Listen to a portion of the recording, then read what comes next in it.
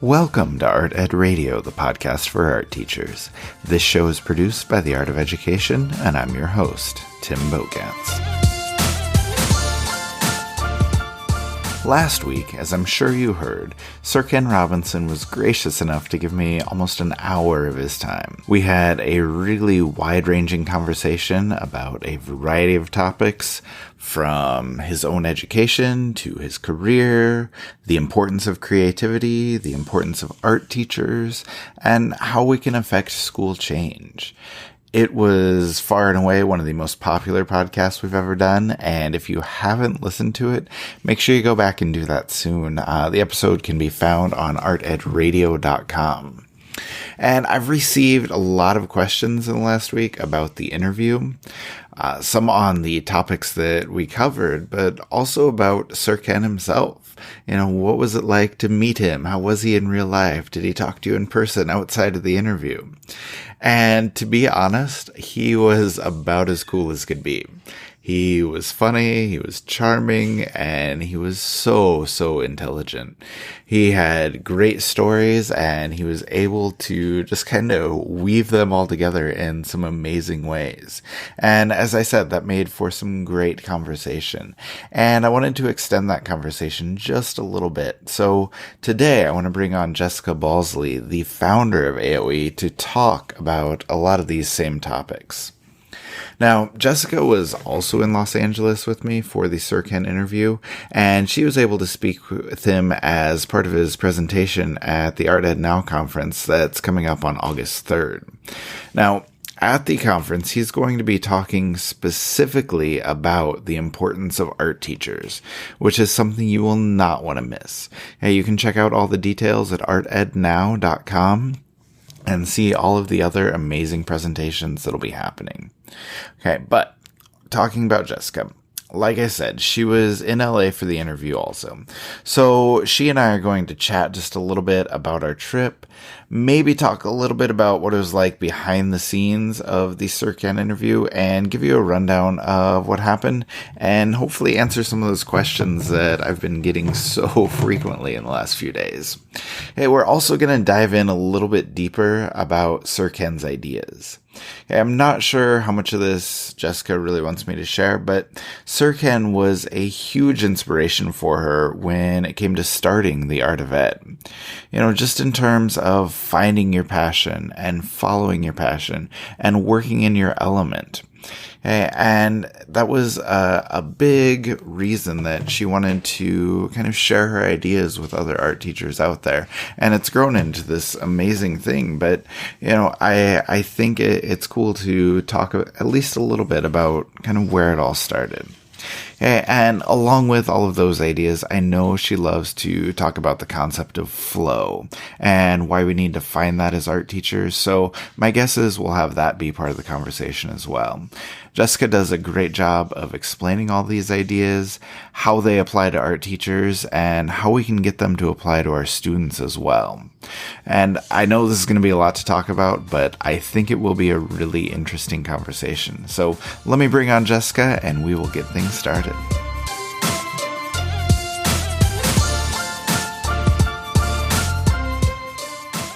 All right, and I am here with Jessica Balsley, the founder of AOE. Jessica, how are you? Hey, Tim. I'm doing great. Thanks for having me. I'm finally happy to be a guest on Art Ed Radio. I wanted to kind of talk to you about the Sir Ken Robinson interview because, you know, it was such a hit last week and we've had so many questions about it. So you were there with me with his Art Ed Now presentation, recording some of that, but I kind of wanted to let people in a little bit behind the scenes. So if we can, let's talk a little bit about meeting Sir Ken and just what he was like when we were there. As you know, he came in with his Starbucks. He needs his coffee just like everybody else. But, you know, he was just the most down to earth, nicest guy, very charming. But you got to meet him first. So can you just tell me kind of what was your first impression of him and what was he like when you were talking to him?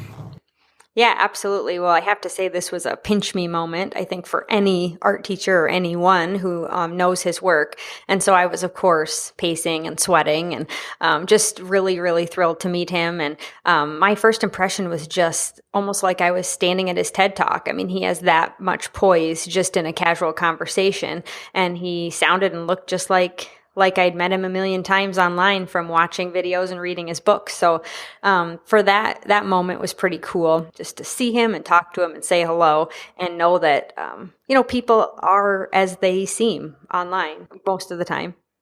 Yeah, and I got that impression too. He was very genuine. He had like this self-deprecating sense of humor, which I always think is fantastic. And it was just a lot of fun to talk to. But let me ask you this, though. I'm curious to know what you thought about his storytelling, because for my podcast interview, I had this list that, of questions. It was like 30 questions long that I wanted to ask him. I think I ended up asking 2 of them because, he was telling all of these crazy stories that were just amazing. And then the conversation went all sorts of different directions, which I thought was absolutely fascinating. But were you kind of enthralled by his storytelling as well? Oh, absolutely. I will have to say I have never, ever interviewed someone, and I mean, you and I have both interviewed a lot of people in our day who was so poised and had such thought out answers. And he was able to recall books and people he'd met and dates and just all of these things that were not pre-scripted. I mean, it wasn't that we had given him every single question and he had no piece of paper to read. It was just his mind is just full of this amazing knowledge and making all these connections. And I had maybe 10 to 15 questions planned and I asked maybe 3 or 4, just like you, but it was like you were sitting in your own mini TED Talk just during the interview. I've never had a more pleasing interview process based upon the content and just the poise and expertise. It was really amazing. We all knew it, like within 5 minutes of him starting to talk and within 5 minutes of going, we were all just so excited for this message that he was bringing, and we couldn't wait to share it at Art Ed Now because we just knew it would really be exciting for art teachers to hear. Yeah, and I think that's a perfect transition because that's what I wanted to ask you about next. I know you interviewed him for his presentation for Art Ed Now, and he's going to be talking about a lot of those connections. He'll be doing some of that wonderful storytelling, but can you let everybody in on, I guess, kind of a sneak peek about what he's going to talk about during the conference and kind of how it's specifically geared toward art teachers? Sure, absolutely. This is kind of the first time that Sir Ken has really spoken specifically to art teachers. Art teachers grasp his message, but really his roots are in music and theater and art education. He came over to the United States to, I believe, be a director at the Getty, education director. Yeah, he talked about that on the podcast. Yep. Yeah. And so that particular piece rooted in that art education, and he actually helped them with DBAE, which was a big thing at that time, which I personally taught a lot of DBAE. So I really grasped onto that. And so just his background in working with art teachers and understanding art education is so much deeper than I think we ever hear anywhere else, because he's speaking to the masses. He's speaking about creativity or creative schools. And so he was able to tell a lot of great stories about his own art experience and how, an art teacher potentially changed and maybe crushed his vision of what success was based upon stories from his childhood about his art education experience. And he also talked about a lot of motivation about that you're not alone in this. You are on the same mission as everyone else, and we think we're the only one who has went through this, who has felt that the arts aren't valued, or who has felt like they want to keep advocating for their program. And he really put perspective in that. He gave some history, and I think that is just completely fascinating and something you'll not hear anywhere else. So that's what I'm really excited for everyone to hear in August. Yeah, and I think people will respond really well to that. Like you said, it's very specific to what we do as art teachers. And like you said, everything that we know him from, his books, his TED Talks, all of his work is very much focused on a bigger, more general picture. And I like the idea of the specificity. But you also mentioned a little bit about, the motivational aspect. And I know that Sir Ken has been huge for you personally as an inspiration. Can you talk to us a little bit about, I guess, what kind of an effect his writing has had and his ideas have had on you? And if you're up for it, if you want to share this, can you talk a little bit about how his books played kind of a small role in you starting the Art of Ed? Sure, absolutely. I've been a big fan of his work for a long time, and The Art of Education is actually 6 years old now, which is hard to believe. And so back, 6 to 7 years ago, I was actually reading the book, The Element. It's his first book. And that book, I think every high school graduate should just have a copy of, because it helps you really find yourself. And he joked and said that someone, when we talked to Sir Ken, he said someone had put on the Amazon reviews, read the book, didn't find my element. and it's just the book doesn't help you find your element, but the exercises and the questions help you dig deep into yourself. Okay, so I was reading the book, The Element, and it's all about how finding your passion and talent and where those two collide can help you figure out what you want to do with your life. And I actually found an old notebook from when I had taken notes, because I'm kind of a nerd like that. I take notes when I read books. And I had I had quoted this from the book, The Element. He talks a lot about finding your tribe, finding people that are like you, finding a common thing with others, something you're born to do. And I wrote down, or one of his quotes from the book was, deep down, if you have a feeling deep down that you're in the wrong tribe, it's probably a good sign you should look elsewhere. And I was doing a lot of self-reflection, and I wrote, as a teacher, sometimes I do feel like I might be in the wrong tribe. I want to help art teachers in a different way. I want to develop curriculum. I want to do something more. And so that was sort of my itch. They call that when you have an itch and you're ready for something more and you're not sure what it is, or something different, a change. And I was feeling that way as an art teacher. And so I guess that itch kind of got me to think about, how can I help others? How can I expand what I'm doing? How can I think about this in a new way? Which in turn, over time, came to the conclusion that maybe a platform like the Art of Education to provide professional learning that didn't exist for art teachers would be my path. And so that's called just finding your tribe, being around others who think like you, which for art teachers, we are each other's tribe. But there's also tribes within tribes and passions within passions, and you can keep going deeper. And so that was just a little bit of a nugget from The Element. And just another piece of The Element is getting in the zone. So we know we can find our element by looking at when we're totally in the zone. So when you're in the zone, time passes quickly. You're in this meta state where ideas come quickly. You're in flow, it's called. And you are in harmony with time. You connect with your deepest interest. You have a sense of freedom. You have a sense of authenticity. We can all think about, we've been there. Maybe in the morning we're sipping our coffee and we're thinking about a project and we just feel in flow. Or for a lot of artists, they get into flow when they're painting or drawing.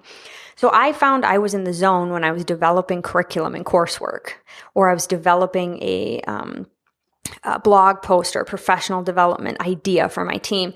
And it was just like this aha moment of, I feel differently when I'm doing this. This is what I'm meant to do. And so I would encourage, a lot of teachers out there to think about when you are in flow, when you feel that vibe, that time just flies by. What are you doing? And maybe that's a sub-passion of your passion, and to just be aware of that, because only reading The Element helped me find that awareness. Yeah, I think that's really good advice. And, if we can talk to that a little bit more, I guess, if we think big picture, with art teachers and, trying to find that passion, like, how do you suggest they go about that? Is it a spot where you sit down and think about what you love and try and focus more on that? Do you go through your day and say, this is when I'm enjoying myself, I need to spend more time on that? I guess the question is, like, how do art teachers keep that fire burning and stay passionate and continue to love doing what they do? Mm-hmm. Yeah, Robinson actually talks a little bit about that in his books, but I think quiet time for me is what helps me come to those epiphanies, because we have so many distractions, so much noise in our life and pings and dings. How do you get into flow if you're interrupted? And I deal with this on a daily basis. I think we all do. So when you just leave your phone in the house and go sit outside, and suddenly you're starting to think differently, like in the shower, when you're driving, you can't be distracted. Mm-hmm. And so one other piece that he does write about is that it's energy, and it drives all of our lives. So like our mental energy kind of ebbs and flows, and you have to connect to your own internal energy. And when you're in your element, it gives you energy. It doesn't take it away. And so have you ever done something, I would say running or something, for example, which is sort of a scientific thing, but just that, you think running would exert your energy, but you're flying high when you're done. It gave you energy. So what feeds you and what makes you feel like you have more energy, even if it was a high concentration task, that's a good sign it's your element. It's a good sign you're in flow. And so yeah, and the other thing is, when you're inspired, you can be inspirational to others. In what way can your talents help other people? And that's also a good sign that it's your element, because it can go beyond you. And so those are just a few notes, even just from his book, that I've, tried to keep in mind as I'm living my life. And it's so universal. But for artists, I think we can tap into this even deeper, because it was almost like it was meant for us. Yeah, that's really cool. And I kind of like this interview because you're doing all my segues for me. The last question I wanted to ask was about, passing on those ideas and inspiring other people. So I guess as art teachers, how do we transfer those things to our students? Like, how do we keep them developing their creativity and finding their passion in art? Sure. It kind of goes back to some of that think time. I've wrote about this in the past, and basically I don't think we have enough time, obviously, in the art room. But one thing we don't spend enough time on is idea generation, mind mapping, giving students a chance to think. We just give them sometimes a piece of paper and say, now we're going to do this medium, come up with your subject matter. And I mean, for me, that's really difficult. Like, what am I supposed to do? Just do a cat because I like cats? I mean, it just seems so, students are just picking things and they don't know why. And so one suggestion I would have to help students get into flow and help them pick up on that energy is doing some mind mapping and visually representing all the things they like. And they could pull that out every single week with a whole bunch of ideas of things that inspire them, because once they're inspired, they're going to give you more out of their artwork and in the classroom. So I just think giving them space and think time, even if it's 5 minutes, and putting importance on that, could really change the creative fires we see in our students. It's not just about totally open-ended. There's a structure there, but it's still driven by their passion and their interests. Yeah, I think that is some awesome advice, and I think that's a good place to leave it. So, Jessica, thank you very much for coming on and telling some stories and passing along some wisdom. I very much appreciate it. You are welcome. Thanks for having me, Tim, and it was a pleasure to go to LA with you and meet Sir Ken. I hope we can do it again soon. That sounds like a good plan. All right, thanks. Bye. We'll talk to you later. Well, that was a really nice discussion, and it was great to finally have Jessica on the show. Now, as I said in the intro, I thought she would love to touch on a few topics, and she definitely did not disappoint. I think my favorite part of what she said was the analogy she made between running and working within your element, where you're passionate or where you're creative.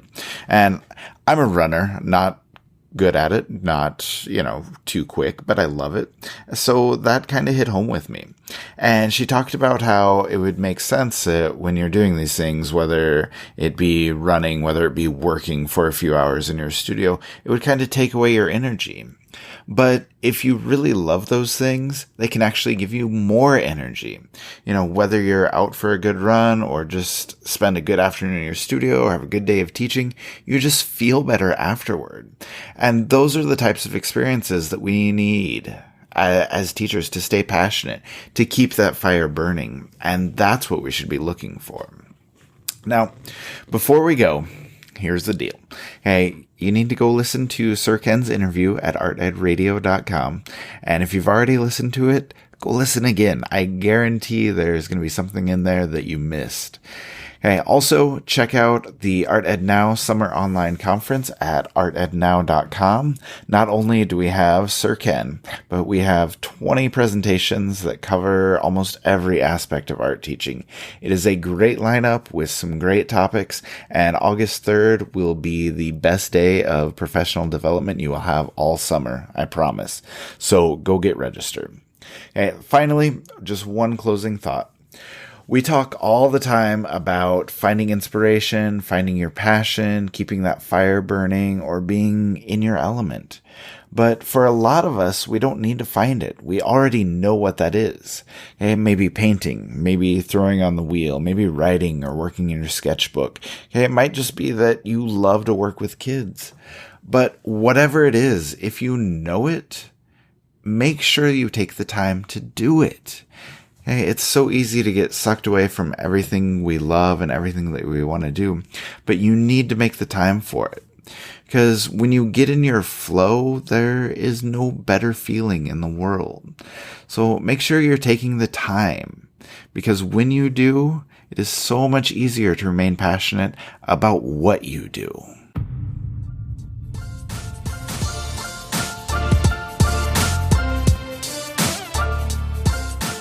Art Ed Radio is produced by The Art of Education with audio engineering from Michael Crocker. Remember that you can sign up for our email list at artedradio.com. And thank you, as always, for listening. We will see you next week.